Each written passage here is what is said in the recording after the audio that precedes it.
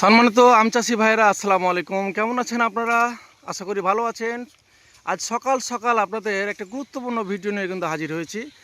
আসলে আমরা আজকে আমাদের কাটিমনে যে নতুন গ্রাফটিং করা যে গাছগুলো আছে সেগুলো কিন্তু স্প্রে শুরু করেছি। দর্শক, আপনারা দেখতে পাচ্ছেন আমাদের স্প্রেয়ার ম্যাচিং দিয়ে রীতিমতন, আমাদের এটাকে ফাইটার বলি, এটা আমাদের আঞ্চলিক ভাষাতে আরও কিছু ম্যাচিংয়ের নাম বলা হয়, যেমন ভুটভুটি। আর চাঁপাইনবাবগঞ্জের মানুষ বিশেষ করে এদিকে খুব পারদর্শী, কেননা তারা বাগান চাষ করতে গেলে বাগানে কি কি পরিচর্যা করা লাগবে সেটা কিন্তু মাস্ট বি। এগুলো আমাদের সদ্য এগুলো টেপ করা, অর্থাৎ আমাদের গ্রাফটিং করা। গ্রাফটিংগুলো অলরেডি ফুটটা শুরু হয়েছে, আপনারা দেখতে পাচ্ছেন। আলহামদুলিল্লাহ, আমরা এই গাছগুলো যখন আমরা কাটিং করেছিলাম তখন আপনাদের ভিডিও দেখানোর চেষ্টা করেছি। এগুলো যখন কাটিং করা হলো, তারপরে আবার নতুন করে আপনার ওখান থেকে ডগা তৈরি হলো, ডগা থেকে আবার আমরা এখানে গ্রাফটিং করলাম। এখন গ্রাফটিংগুলো ফুটছে অলরেডি। এখন আমাদের পরিচর্যাটা খুব বেশি করা প্রয়োজন। আপনারা একটা জিনিস মনে রাখবেন, যেমন ছোট্ট শিশুর পরিচর্যার প্রয়োজন বেশি হয়, তেমন একটি বাগান অর্থাৎ নতুন একটা গ্রাফটিং করা বাগানের কিন্তু পরিচর্যাটা আরও বেশি করা লাগে।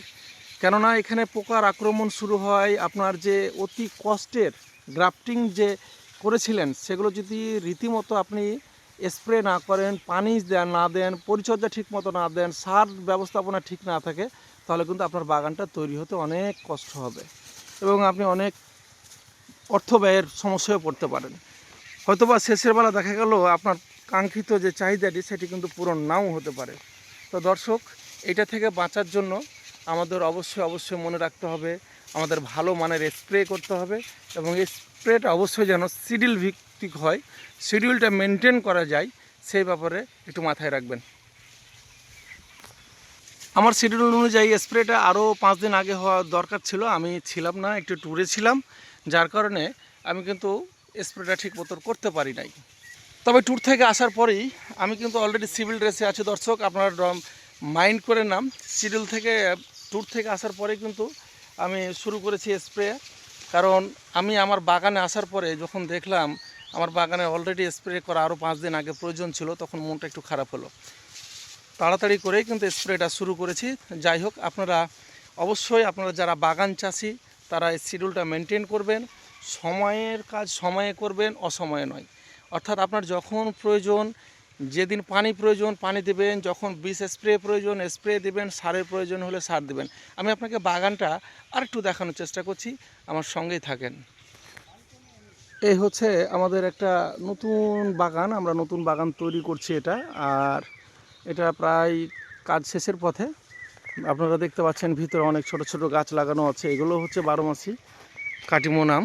কারণ আমরা এখন অলরেডি চাঁপাইনবাবগঞ্জের মানুষ বেশিরভাগই চাচ্ছি আমাদের যেন কাটিমন বাগানটা পুরো পূর্ণতা পায় এবং সাথে বাড়ি 11, অর্থাৎ 12 মাসি যে জাতগুলো, কল্যাণভোগ।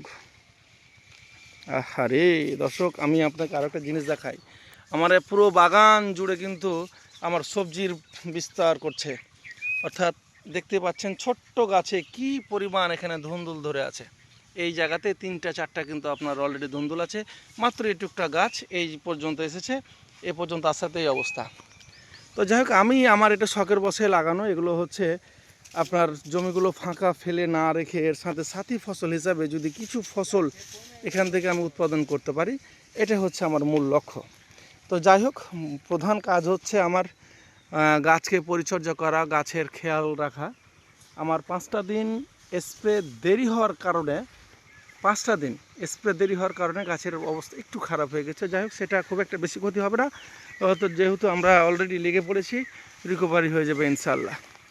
পুরো বাগানটায় জুড়ে কিন্তু আমার সবজি লাগানো আছে। এখানে আমার দৈনন্দিন চাহিদা অনুযায়ী যে সবজিগুলো আমরা খাই এগুলো মূলত সেগুলোই আছে। ঝিঙ্গা, ধুন্দুল, চাল কুমড়া, শসা, করলা, অনেক কিছু এখানে লাগানো আছে। এর ফাঁকে